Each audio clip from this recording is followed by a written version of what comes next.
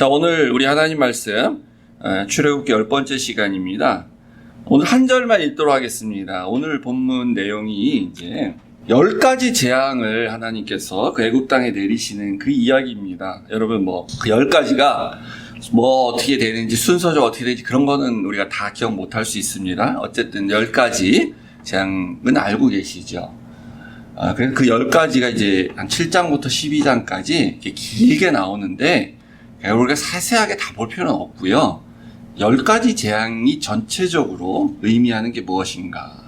그리고 10번째 장자의 죽음이 의미하는 건 이제 우리가 유월절 관련된 거고, 중요한 구속사적 의미가 또 있어서 한번 따로 다루고요. 10개 이 재앙이 의미하는 게 뭔가, 하나님 왜 이런 재앙을 주셨는가, 그거를 이렇게 딱 함축적으로 우리가 딱 통으로 해서 이렇게 딱 봐서 12장까지 이렇게 딱 보도록 하겠습니다.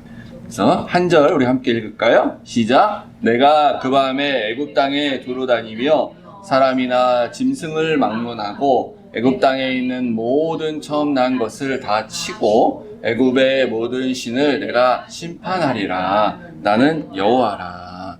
하나님 아버지 감사합니다. 특별히 오늘 우리 또 장로님 참석하신 예배 시간에 하나님께서 저에게 갑절의 영감을 주셔서 하나님의 말씀을 어느 때보다 더 살아있는 그런 성령의 역사하심을 통해서 전달될 수 있는 귀한 시간 되도록 하나님 축복하여 주시옵소서. 그래서 오늘 이 말씀이 3500년 전에 그냥 있었던 역사적 사건이 아니라 오늘날 우리에게 우리 삶 가운데서 하나님의 말씀으로서 살아서 역사하는 귀한 말씀이 되게 하여 주시옵소서. 예수님 이름으로 기도했습니다. 아멘. 이 10가지 재앙은 이제 무엇인가? 근데 우리가 요거를 이제 요렇게 생각할 수 있습니다. 틀린 건 아닌데요. 바로 왕이 이스라엘 백성들을 이제 풀어줘야 되는데 마음이 완악해져 가지고 계속 풀어주질 않고 버티죠. 그래서 하나님께서 이 바로가 항복할 때까지 계속 재앙을 내리는, 그래가지고 이제 재앙이 쌓여서 바로가 자기 맏아들도 죽는 그 재앙까지 겪은 다음에 이제 도저히 안 돼서 항복, 나가라, 이렇게 생각할 수가 있는데요. 그것도 일면일 수 있는데, 근데 본질은 그게 아닙니다, 사실은. 그래서 요 본문에 주목해서 봐야 될 부분은 요거예요. 빨간색 보세요. 애굽의 모든 신을 내가 심판하리라. 여기 이제 마지막 10번째 재앙을 하시기 전에 하신 말씀인데, 앞에 있었던 모든 재앙이 바로왕 한 사람을 굴복시키기 위한 재앙이 아니라 사실 이 10가지가 모두 다 하나님께서 애굽에 있는 모든 신들을 내가 다 심판하는 그런 과정이었다는 거예요. 그러면 아니, 우상은 가짜잖아요. 우상은 실제 없잖아. 신은 하나님밖에 안 계시잖아요. 그럼 우상이 없는 건데 이 사람들이 있다고 생각하고 이렇게 믿는 거잖아요. 그 없는 신하고 무슨 하나님이 싸워가지고 전쟁을 하셔서 하나님이 이 우상들을 심판하시냐, 다른 말로 하면 이렇게 멸하시냐, 말이 안 되는 거지 않냐, 이렇게 생각할 수도 있겠는데, 그게 아니고, 우리가 그렇게 믿고 있기 때문에, 당시 애국 사람들이 그렇게 믿고 있기 때문에, 그래서 우리의 언어로, 익숙한 사람들의 언어로 하나님이 그렇게 말씀을 하시는 거예요. 이 과정은 그러니까 실질적으로 신을 없애는 게 아니고 우리의 마음을 바꾸는 과정인 거예요. 우리의 정신을 바꾸는 과정. 그래서 이 우상은 이제 우리가 볼 때는 이제 가짜다, 비신화해야 된다라는 것인데, 이제 그렇게 하시는 과정이란 거죠. 그럼 이런 과정이 이제 왜 필요하냐? 지금 이제 백성들을 애굽에서 이제 그 가나안 땅으로 이렇게 탈출시키는 출애굽을 하는 건데, 그 목적인데, 이게 뭐가 그렇게 필요하지? 처음부터 10번째 재앙을 처음에 한번 딱 내려주셔가지고 바로 항복시키면 되잖아, 이렇게 생각할 수 있잖아요. 근데 우리가 경험적으로나 역사적으로 봐서 알지만 몸만 자유가 된다 그래가지고 자유인이 되는 게 아닙니다. 의식 자체가 바뀌어야 돼요. 의식이 안 바뀌면요, 소위 말해 저 노예근성 이렇게 나는 거예요. 노예근성 남아있다고. 그래서 이게 무슨 말이냐면 이제 조선시대 말 구한말이라고 그러죠. 개화기가 되면서 일제강점기가 되면서 노비제도, 노예제도가 폐지가 됐어요. 신분제도가 폐지가 된 거죠. 그래서 우리는 실제 그때 산 사람 아니니까 드라마에서 이제 보는 건데, 이제 어떤 현상이 생기냐면, 신분은 폐지가 됐는데도 여전히 노비로 살던 사람들은 거기서 이렇게 쉽게 벗어나는 게 아니에요. 그래서 가끔 그런 거 있잖아요. 노비로 살던 사람이 어느 날 갑자기 우연히 상전으로 모시던 주인을 딱 만났어. 근데 이게 지금 더 이상 노비 상전이 아니야. 근데 그리고 오히려 이 노비가 돈을 막 장사를 잘해가지고 돈을 더 많이 벌었고 막 잘 살아. 주인이었던 양반은 이제 몰락했고, 양반의 몰락. 그런데도 그 주인을 만났을 때 겁이 나고 움츠려들고 막 이런 그런 모습 나오잖아요. 그래서 그 양반이 내 이놈 이렇게 한마디만 하면 그냥 벌벌벌벌 떨고, 그게 있는 거예요. 여전히 무서운 거. 그게 뭐냐면 그 노예 근성이 바뀌지 않아서 그래요. 여전히. 몸은 자유인이 됐지만. 그러니까 이게 일종의 요즘 말로 하면 가스라이팅을 너무 오래 당했기 때문에 정신적으로 속박되어 있는 겁니다. 마틴 루터 주니어 킹이 이제 노예 그 인권운동을 할 때에 그 워싱턴을 향해서 이렇게 그 군중을 이끌고 도보 행진을 하잖아요. 그러니까 뭐 아틀란타부터 워싱턴까지 갔나? 맞습니까, 사모님? 아마 여기 출신이니까 그러지 않았을까? 그래서 이제 그 워싱턴에 가서 뭐 이제 뭘 하겠다는 거 아닙니까? 거기가 캐피탈, 이제 백악관도 있고 국회의사당도 있고 그러니까 그때 마틴 루터 킹이 가면서 계속 출애굽기를 설교를 합니다. 그래서 이제 이런 내용인가 그러니까 뭘 설교하냐면 우리가 노예방이 돼서 아무리 자유인이 됐지만 자유를 얻었지만 여전히 우리가 백인들에게 네네네 하는 그런 노예 의식을 극복하지 못하면 아무리 정치적으로 해방이 되었고 사회적으로 우리가 인권운동을 하고 뭐 이렇게 제도적으로 바꿔서 권리를 가졌다 할지라도 그러나 우리의 이 정신이 바뀌지 않으면 그럼 우리는 여전히 다시 노예의 삶을 살 것이다 하면서 이제 그런 의식 개혁, 이 의식 구조 개혁 그런 이제 설교를 해요. 인간이 그런 거예요, 그러니까. 이게 바뀌어야 돼. 정신이 바뀌어야 돼. 마음이 바뀌고. 그래가지고 이 이스라엘 백성도 이제 나중에 그래서 꼭 나옵니다. 그렇게 해도 다 바뀌는 건 아니니까 그렇죠. 예, 안 바뀐 사람도 있거든요, 여전히. 그래가지고 출애굽한 이후에 광야에서 이제 14장 12절에 보면은 불만 있는 사람들이 이런 말 하지 않습니까? 우리를 내버려 두라. 이렇게. 우리가 애굽에서 나오기 전부터도 얘기했잖아. 이런 말 했어, 우리가. 괜히 나가서 고생하고 그럴 거 아니냐고. 어딘지도 모르고 어떻게 따라가? 그런데 이제 광야에 나갔더니 진짜 고생이거든요. 마실 물도 없고 막 이래요. 그러니까 먹을 것도 없고 막 이렇게 되는 거죠. 그러니까 이제 이거 우리 다 죽게 생겼구나 이러면서 차라리 우리가 애굽으로 돌아가자. 차라리 그냥 애굽 사람을 섬기면서 그냥 노예로 사는 게 낫지. 그러면 죽진 않지, 광야에서. 이게 뭐냐? 돌아가자! 이런 사람들이 생기는 거예요. 이런 사람들이 정신적으로 여전히 노예에서 해방이 안 된 사람들인 거예요, 그러니까 몸을 자유인을 풀어줘 봤자 소용이 없는 거죠. 그 악한 통치에 순응돼서 그냥 자발적으로 순종하는 그런, 이렇게 중독된 그런 자아를 갖고 있는 거예요. 그래서 이 새로운 자아가 들어가기 전에는 진정한 하나님이 백성이 될 수 없다는 거죠. 그래서 하나님께서 이 출애굽하기 전에 요 10가지 재앙을 통해서 이 백성들이 그 재앙을 목격하고 경험하면서 이스라엘 백성들뿐만 아니라 이따 보겠지만 다른 여러 민족들이 또 있었습니다. 소수 민족들이 애굽인이 아닌 그 사람들 속에 있는 의식을 이제 바꾸게 되는 거죠. 그래서 우리는 이 10가지 재앙을 그냥 빨리 한번 이렇게 보겠습니다. 왜 보냐면은 요게 10가지가 다 애굽에서 섬기는 우상 신이었어요. 그러니까 첫 번째 재앙이 이제 나일강이 피로 변하죠. 근데 나일강 자체도 피로 변할 뿐만 아니라 나일강에서 떠온 물을 이렇게 그릇에 놔둔 그것도 막 피로 변하고 막 그렇게 돼요.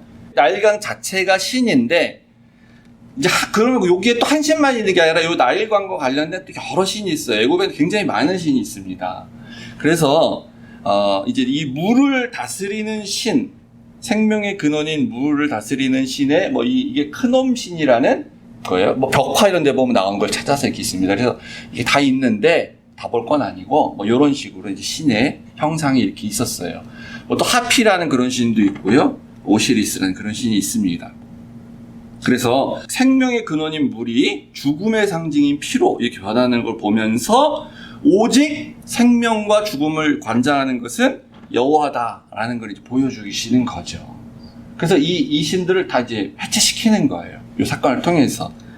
두 번째가 이제 개구리가 나일강에서 막 엄청나게 올라와서 그리고 개구리들이 그리고 거기서 막 나중에 다 죽게 되고 그러는데 개구리는 이제 다른 게 아니라 다산의 상징입니다. 그러니까 자손을 풍성하게 하는 그런 신, 헤크트라는 신인데, 그래서 요 이제 개구리가 평소에는 그렇게 많이 올라올 수가 없는데, 막 엄청난 때로 올라왔다가 온 집안을 다 점령해서 도저히 살 수 없겠다고 막 부르짖었더니, 다시 모세가 가서 얘기해서 개구들이 여기서 다 죽었어요. 그래가지고 이제 막 냄새가 나고 막 이제 그런 상황이 되죠. 그리고 세 번째는 이제 이제 뭐 날아다니는 해충 같은 걸 수 있는데요. 이게 이제 티끌을 던졌더니 이로 변하면서 온 나라에 창궐을 하게 됩니다. 요런 신도 있어요. 게브라는 그런 신. 그 다음에 네 번째는 이제 파리 때가 이제 출몰을 하는데, 그 전에 이는 이제 뭐 어떤 거냐면 게브라는 신인데, 이게 이제 그 땅의 신입니다. 근데 이제 이게 질병을 일으키잖아요. 이때가 창궐해서. 그래서 이렇게 병을 일으키는 그런 신이었던 거예요. 그래서 그거를 무력화시키는 하나님의 그래서 재앙이고요. 그다음 파리는 이제 찾아보면 이 파리 때가 케풀이라는 신인데 이게 왜 뭘 이렇게 상징하는지 이유를 잘 모르겠어요. 하루의 일정을 관리하는 신이랍니다. 파리가 뭐 아침에 이렇게 나와서 저녁에 들어가 그러나 모르겠습니다. 하여튼 그래서 이제 파리 때가 또 창궐을 하게 되죠. 그리고 다섯 번째가 이제 조 사진인데요. 저게 이제 소의 형상이죠. 다섯 번째, 소, 염소, 뭐 말, 낙타 이런 가축들의 병이 걸리기 시작을 했어요. 가축에 돌림병이 듭니다. 근데 가축 신이 이 핫솔 혹은 하피스 이런 두 가지 신이 있었는데 이게 소예요. 소의 신. 근데 이걸 왜 보여드리냐면 그 나중에 이스라엘 백성들이 시내산에서 반역을 하면서 금송아지를 만들죠. 그 금송아지가 이겁니다. 그래서 이게 우리가 애굽 때부터 섬겼던 그때 섬기든지 혹은 섬기진 않았어도 애굽의 신으로 봐왔던 그 신이 우리를 여기까지 인도해 낸 거다라고 하면서 금송아지를 만든 거예요. 그래서 금송아지 앞에 절을 하고 이걸 섬기자 하고 하면서 그러니까 이 가축들을 관장하는 건 이 핫솔이나 이런 암소의 신이 아니고 하나님이 관장하는 거다. 가축들의 병을 주는 것도 그런 거예요. 그리고 나서 이제 여섯 번째, 악성 종기가 막 생기죠. 요의 신이 이제 이모탭이라는 신인데, 의술의 신이에요. 의술의 신. 그러니까 이 의술의 신이 활동을 하고 들어주면 병이 나야 되는데 종기가 없어졌는데 안 돼. 그러니까 이게 이제 무력한 신이다. 그런 뜻이 되는 거죠. 그리고 이제 그 농사와 관련돼서 이제 우박이 쏟아지게 되는데, 요 우박, 메뚜기, 이런 거는 이제 농사 관련이에요. 그러니까 농사의 모든 것들을 주관하는 것도, 하나님 여호와께서 하신다라는 걸 이제 보여준 거예요. 그래서 우박, 메뚜기. 그리고 이제 아홉 번째에 어둠이 다 내리게 됩니다. 신기한 거는 애굽 사람들이 사는 데만 대낮이 깜깜해지는 어둠이 내리고, 이스라엘 사람들이 살았던 고센 땅에는 어둠이 내리지 않게 돼요. 그 다음이 뭐냐면 이제 태양이 깜깜해졌다는 거 아닙니까? 태양이 어두워졌다. 이 애굽의 신들 중에 가장 이제 정점에 있는 거는 파라오 그 자체가 신이고 그 밑에 바로 뭐가 있냐면은 요 태양이 있는 거거든요. 태양의 신이에요. 태양신. 그 라라고 부르는데 태양신입니다. 혹은 아톰 이렇게 부르기도 하고 이런 여러 가지 신들이 있었어요. 그리고 마지막 열 번째, 그래서 제일 정점에 신의 아들 혹은 신이라고 말하는 파라오가 있는데 그 파라오의 맏아들을 죽이는 열 번째 재앙이 이제 내려지게 되는 겁니다. 그래서 이 하나님의 이 우상에 대한 심판과 재앙이 사소하고 작은 데서 시작해서 점점 올라가다가 가장 최고의 신이라고 불리는 정점까지 완전히 하나님께서 심판하시는, 해체시키는 이런 과정으로 이렇게 진행이 되는 거죠.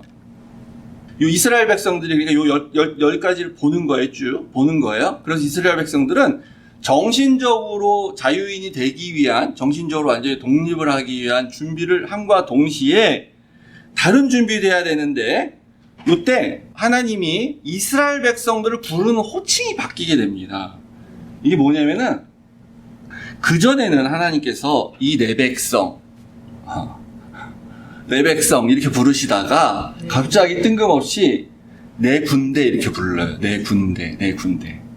이제 6장 20절 보면 이스라엘 자손을 그들의 군대대로, 이 빨간 부분을 제일게요. 또 7장에 내 군대, 내 백성 이스라엘 자손을, 12장 17절에 너희가 너희 군대, 내가 너희 군대 애굽 땅에서 인도하여 내어서, 12장 41절에 그날의 여호와의 군대가 다 애굽 땅에서 나왔은즉, 요 10가지 재앙이 진행되는 그 사이에 계속 하나님이 이스라엘 백성을 뭐 내 백성이라고 부를 때도 있는데, 내 백성이라는 호칭보다 갑자기 내 군대 이렇게 부르게 되죠.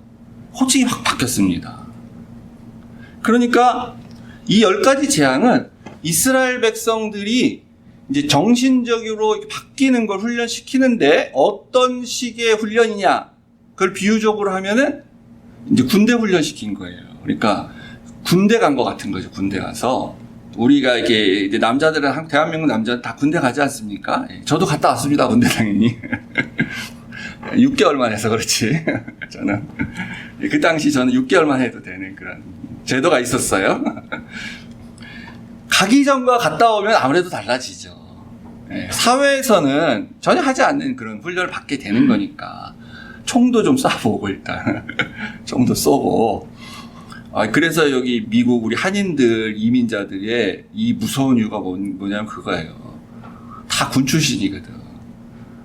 총 다 잘 쏴요. 그러니까 미국 사람들이 총을 많이 갖고 있어도 미국 사람들은 뭐 총을 사서 사격장 가서 연습도 말로 하고 그러겠죠. 근데 보면 그냥 아무렇게나 막 쏘는, 그러지 않겠어요, 제 상상에. 근데 한국 우리 이민자 남자들은 나름 군대에서 정식 군인으로서 총 쏘는 훈련과 연습을 이제 했죠. 이거 무섭지. 그래서 LA 폭동 났을 때도 그런 다 이렇게 이야기들이 있거든요. 엄청난 활약을 한. 그러니까 군대 갔다 오면 바뀝니다. 뭐가 바뀌어도 바뀌어요. 군대라는 건 뭔가 그런 걸 하는 거예요. 그래서 이제 이 군대다라고 부를 때, 근데 문제는 이게 자기도 모르게 군대를 간 거야. 자기가 원해서 간 게 아니고 하나님이 갑자기 군대 갔다 이렇게 얘기를 하시니까. 그러면 이제 군대는 왜 가냐? 전쟁을 준비하러 가는 거죠. 전쟁을 뭐 대비하든지, 전쟁이 나면 전쟁을 하기 위해서 가는 게 군대입니다. 하나님께서 이렇게 백성들을 이렇게 탈출시키는, 해방시키기 전에 먼저 이스라엘 백성들의 의식을 바꾸고, 그 의식을 바꾸는 방법은 마치 군사훈련을 하든지 그런 식으로 해서 이렇게 바꾸게 되는 겁니다. 싸워야 된다, 그것과. 그러니까 그 우상들과 우리는 전쟁을 해야 돼. 싸워서 물리쳐야지. 내가 그냥 아예 이제 우상 섬기면 더 이상 우상 안 섬길래, 여호와 하나님이 더 큰 신인 것 같아, 그다 여기를 더 섬길게, 그러면 돌아갈 수 있다는 거예요. 내가 싸워서 이긴 게 아니면. 그러니까 하나님이 더 이상 나에게 더 좋은 존재이고 나에게 축복을 주는 그 신이 아니라고 생각되면 우상으로 가는 거예요, 다시. 그 우상이 더 나한테 옛날에 더 좋은 걸 많이 준 것처럼 생각이 들기 때문에. 그래서 우리가 예수 믿고 죄를 회개하면요, 그 순간에 사실은 구원을 받은 겁니다. 그때 우리가 그때 천국 백성이 되는 거예요. 근데 우리가 지금 당장 천국에 간 거 아니죠. 나중에 가잖아요, 천국에. 그러니까 출애굽도 나중에 가는 겁니다. 나중에 되는 거예요, 출애굽. 그 기간 안에, 그 기간 동안에 이스라엘 백성들이 이 우상과 열심히 전쟁을 하는, 그런 정신적 전쟁을 하는 그런 시간을 거쳐서 군대로서의 훈련하는 과정 거치지 않으면 안 되는 것처럼, 우리도 나중에 가는 천국을 가기 위해서 지금 우리가 그런 정신적으로 옛날에 죄악된 가운데 있었던 거, 어떤 면에서 우상 가운데, 어떤 우상이라는 게 꼭 무슨 어떤 형상에 절하는 그런 것뿐만 아니라요, 우상적인 어떤 이데올리기와 말씀하신 정신, 생각, 그런 거에 지배되면서 살았던 그런 것들을 내가 싸워서 이기지 않으면 나의 일상 가운데 있는 작은 우상부터, 그러니까 나일강물 흔하잖아요. 언제나 마셨던 거, 언제나 내 옆에 있던 거, 출산 누구나 다 하는 거잖아요. 언제든지 있는 거, 일상적인 일, 그런 거부터 싸워서 이겨내지 못하면, 그러면 나중에 난 다시 돌아갈래. 나는 그냥 애국에 가서 종살이 하는 게 더 좋아. 이렇게 된다는 거죠. 그럼 아까 말씀드린 것처럼 갑자기 옛날 나의 주인이었던, 내가 노비로 있을 때 옛날 주인을 갑자기 어느 만나면 벌벌 떠는, 그렇게 되는 거예요. 그래서 하나님은 안 보이고 나를 욕하는 유혹, 하여튼 우상, 거기에 넘어가고 지게 되는 거죠. 그래서 우리가 노예의식에서 진짜 자유민으로서의 의식으로 이제 바뀌어져야 됩니다. 가치관도 바뀌어야 돼요. 거짓된 가치관에서, 존재하지도 않는 이런 우상을 믿는 그런 가치관에서 참된 가치관으로 바뀌어야 되고, 또 세계관도 바뀌어야죠. 잘못된 세계관에서 창세기 보면서 봤지만 온전한 창조적 세계관으로 바뀌어야 되는 거고요. 제일 중요한 거는 이 바로가 강요한 이 세계관 혹은 이 정치 제도, 체제는 악한 거예요. 그거는 악한다라고 말할 줄 알아야 되는 거예요. 그리고 우리가 원래 하나님이 만드신 선한 세계관, 하나님의 그 세상, 그것을 추구하고, 그건 우리가 이루진 못하지만 어쨌든 이 바로의 세계관은, 바로의 세상은 악한 것이다. 우리가 따라야 될 것은 아니다. 라고 말할 수 있어야 된다는 거죠. 그래서 하나님께서 이 10가지 재앙을 이 각각 한 단계로 사용을 하신 것이다. 그 제가 언뜻 생각났는데, 이제 CCC라는 단체가 있습니다. 대학생 선교회가. 거기 훈련 교재 중에 보면은 10스텝, 10단계라는 게 있어요. 10스텝. 이렇게 공부하는 건데, 10권의 성경 공부 교재가 있어 하는 건데, 이름 잘 딴 것 같아요. 10스텝. 그래서. 원래 하자고 하면 사실은 4-5번만 해도 더 되는 거잖아요. 근데 이렇게 10개로 나눠서 10단계 하는 건 그런 거라 이렇게 우리가 매치시켜서 아주 이렇게 좀 강조하기 쉬우니까 이름 잘 지은 것 같습니다. 그래서 제가 보니까 CCC뿐만 아니라 여러 단체에도 10단계 이렇게 해서 다 과정이 이렇게 돼 있는 걸 많이 봤어요. 그래서 이제 하나님께서 이스라엘 백성들 나중에 이제 출애굽시키는데 이렇게 되는데, 최종 목표는 그럼 무엇이냐? 땅에 들어가서 이루시고자 하는 최종 목표는 무엇이냐? 이렇게 정신개조해서, 의식개조해서 자기 백성을 만드신 다음에 뭘 하시려고 그러냐? 우리 12장 38절.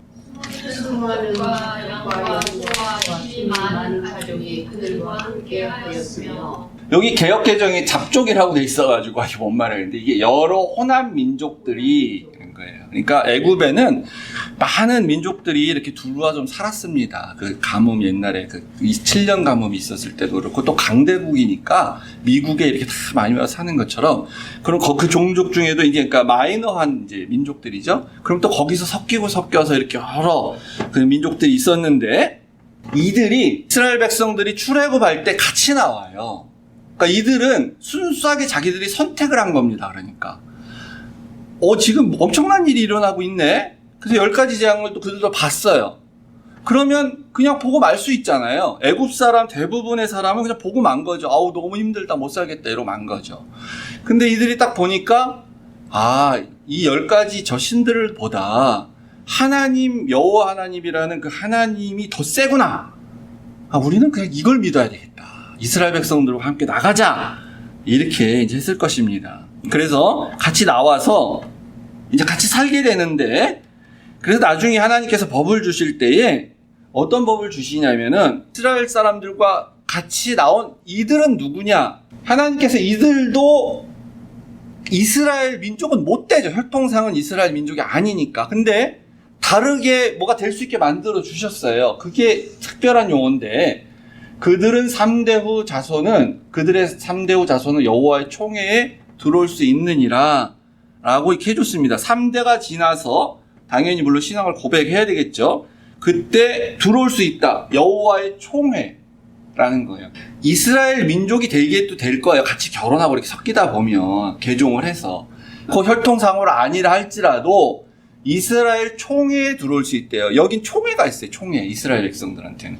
요게 다른 말로 하면 회중입니다. 회중. 근데 여기 영어로 하면 이 총회가 이제 그 어셈블리라고 그러는데,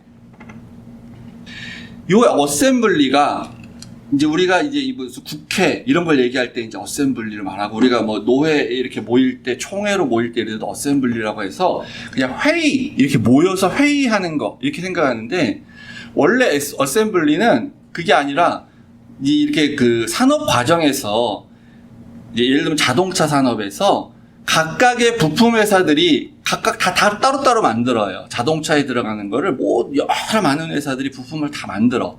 그리고 이제 한국으로 치면 현대자동차 같은 데서 다 받아가지고 차를 쫙 조립해서 차를 만드는 겁니다. 그런 과정을 어셈블리라고 하는 거예요. 그러니까 다 다른 건데 모여가지고 총회로 모이겠죠. 그러니까 회중으로 모여서 하나가 딱 됐을 때 그걸 어셈블리라고 하는 거죠. 그걸 위해서 모이는 게 또 어셈블리고. 그러니까 그렇게 생각하니까 의회가 뭐 콩그레게이스라고 하지만 어셈블리라고 말할 때 그러면 거기 뭐냐? 다 달라. 생각이 다 다르고 뭐 의견도 다 달라. 근데 모여서 하나의 결정을 내리는 그런 거라고 이제 볼 수가 있는 거죠. 그래서 이 출애굽은요, 사실은 결과적으로 이렇게 되는데 그렇기 때문에 이 출애굽은 단순히 하나님이 내 백성 내 군대라고 불렀던 그 히브리인들, 아브라함의 자손들을 가나안 땅으로 데려다 놓으시고 자기 백성 삼으시려고 하는 그것뿐만 아니라 그보다 더 큰 뜻이 있었던 거예요. 그게 뭐냐면 온 세상을 구원하기 위해서 이 공동체는 선교 공동체로 만드는 이 선교 사건이었다는 거죠. 하나님께서 보여주신 하나님의 선교. 그러니까 이제 이스라엘이라고 할 때에 정확히 우리가 얘기하면 지금 이스라엘 사람들은 물론 동의하지 않겠죠. 근데 우리가 말할 때 영적으로 또는 이 선교적으로 신학적으로 말할 때 그럼 성경에서 말하는 이스라엘은 뭐냐 했을 때 거기에는 그건 민족 집단이 아니고 유대인들, 히브리인들 물론 들어갈 수 있어요. 그리고 나중에 신앙적으로 동의한 사람들이 들어오는 신앙 공동체라는 거예요. 그러니까 우리가 다 이스라엘이에요. 그래서 그거는 다 일맥상통하죠. 하나님께서 하나님 나라를 만드신다고 했을 때에 할례를 받아야 된다. 근데 신약 시대 할례는 뭐냐? 그 육체의 몸에다 하는 할례가 아니다. 바울이 가르치지 않습니까? 그래서 세례 요한이 이렇게 정확하게 얘기하는 거예요. 유대인들한테 속으로 아브라함이 조상이라고 생각하지 마라. 내가 너희들한테 말하는데 하나님께서는 이 돌들로도 아브라함의 자손이 되게 하실 것이다. 그러니까 혈통상으로 말하는 것, 그거는 돌 정도의 가치밖에 없다는 겁니다. 혈통도 중요해요. 그 혈통상으로 태어났기 때문에 그래서 그들은 하나님 믿을 수 있는 기회가 있어요. 그러니까 우리의 자녀가 엄마 아빠가 믿는 사람으로서 살 때 태어나서 유아 세례 받고 혈통상으로 하나님에 대한 얘기를 들을 수 있는 기회가 있어요. 그래서 중요해. 근데 신앙적으로 동의하지 않으면 자기가 선택하지 않으면 그건 돌밖에 안 된다는 거예요. 그래서 그 다음에는 그게 바로 여호와의 총회, 여호와의 회중입니다. 그러니까 우리가 다 거기 들어가 있는 사람들이에요. 그래서 히브리서에서는 하늘에 기록된 장자들의 모임과 교회와 만민의 심판자이신 하나님과 및 온전하게 되신 의의 영들과 이렇게 하면서 여기에 가니까 여기에 장자들의 모임이라고 있더라. 그 모임이 총회인데 바로 제너럴 어셈블리입니다. 여기에 우리가 들어가야 된다. 그러니까 이스라엘 백성들이 출애굽에서 가나안 가는 거는 가나안 땅에 그냥 들어가는 것이 목적이 아니고 그건 상징인 거예요. 상징. 결과적으로 결국에는 여호와의 총회에 들어가야만 하는 거예요. 그렇게 들어가려면 어떻게 해야 됩니까? 10가지 재앙과 싸워야 돼요. 10가지 우상과 싸워야 돼요. 우리도 우리의 인생 가운데, 우리의 삶 가운데, 우리 주변에 널려 있는 사소한 그런 의식하지도 잘 못하는 그런 우상 가운데 나를 유혹하는, 하나님으로부터 멀어지게 하고 하나님이 말씀하신 그런 세계관과 가치관으로부터 멀어지게 하고 우리로 하여금 다르게 살게 하고 심지어는 악하게 살게 하고 하는 그런 것에 있어서 싸워서 이기고 하는 그 단계를 거쳐가야 우리가 여호와의 총회에 들어가는 신앙 공동체의 그 사람이 될 수 있다라는 것이죠. 그 10가지 재앙은 바로 그런 걸 의미한다. 우리 이런 각도에, 이런 시선으로 보면 우리의 또 신앙생활에 큰 유익이 있으리라 믿습니다. 아멘. 아멘. 네, 우리 일어서셔서 마지막 찬양 같이 하시고.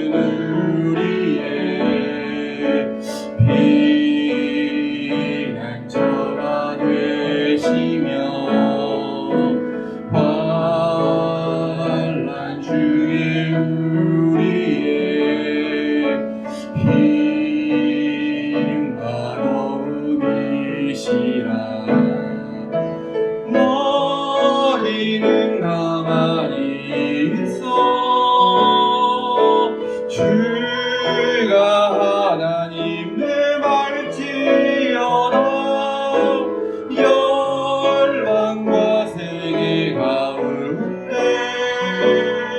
주가 높임을 받으리라. 사랑합니다 내 아버지 찬양합니다 내 영광 다하여 선포합니다 예수 그리스도 주님 오심을 기다리며. 아멘. 하나님 아버지 감사합니다. 하나님이 하신 그 놀라운 역사가 있음을 오늘 우리가 주님 말씀 가운데 보고 하나님 우리가 주신 하나님의 선물인 이 구원이 얼마나 귀한 것이고 또 얼마나 많은 하나님의 고통과 인내 속에서 참으심 속에서 하나님 이루어진 것임을 다시 한번 깨닫게 됩니다. 하나님 우리가 이렇게 주일날 모여서 주님 앞에 하나님의 백성으로서 예배드리게 하시니 얼마나 감사합니까? 주님 그럼에도 불구하고 참 우리의 인생이 때로는 힘들고 공고하지만 그러나 하나님 우리가 광야에서 불평불만하면서 애굽으로 차라리 돌아가자라고 했던 그런 백성들 같지 아니하고 여전히 주님 믿음 가운데서 우리가 하나님 바라보게 하시니 감사드립니다. 하나님 우리로 하여금 믿음 가운데 승리하게 하여 주시옵소서. 하나님의 은혜를 결국은 우리가 누릴 수 있는 사람 되게 하여 주시옵소서. 그래서 오늘도 예배를 마치며 감사의 마음으로 주님 나라의 또 사역을 위해서 또 우리의 믿음의 고백을 위해서 우리는 하나님 물질보다 하나님만을 더 우선시하고 하나님만을 믿습니다라는 고백으로 주님 앞에 하나님 헌금을 올려드립니다. 이것은 우리의 신앙 고백이며 우리가 물질을 탐하지 않는 그러한 우리의 모습을 살고자 하는 우리의 각오입니다. 하나님 그렇기 때문에 하나님께서 축복하여 주시옵소서. 오늘도 우리 진선이 우리 귀한 하나님의 자녀 교회에다 또 헌금 보내주시고 우리 허규 집사님 11조와 또 성경 헌금으로 우리 교회도 섬겨주십니다. 너무나 귀하기 때문에 때로는 하나님 헌금을 받으면서 하나님 두렵습니다. 잘 써야 되는데 또 다른 교회에 있는 분까지 주신 헌금인데 주님 안에서 어떻게 잘 써야 될지 두렵고 또 생각이 많아지게 합니다. 하나님이 축복하여 주셔서 필요한 곳에 잘 쓰일 수 있도록 주님 도와주시옵시고 하나님 드릴 손길들을 하나님 기억하셔서 주님 섬기는 그 교회와 또 여러 가지 직장 생활들 가운데 하나님의 축복과 은혜를 누리는 귀한 하나님의 손자요 또 아들 딸들 며느리 되게 하여 주시옵소서. 그의 믿음으로 또 우리 장로님과 권사님 부모님도 하나님의 복을 계속 누리게 하여 주시옵소서. 이제는 우리 구주 예수 그리스도의 은혜와 하나님 아버지의 사랑과 성령님이 함께 하심이 오늘 우리가 예배드리며 우리는 이스라엘 백성들과 같이 돌아가는 것이 아니고 오직 하나님만을 믿고 앞길이 보이지 않는다 할지라도 하나님의 인도하심을 따라서 나아가기를 다짐하는 우리 하늘시아 교회의 모든 성도님들과 가족들 가운데 영원토록 함께 있을지어다. 아멘.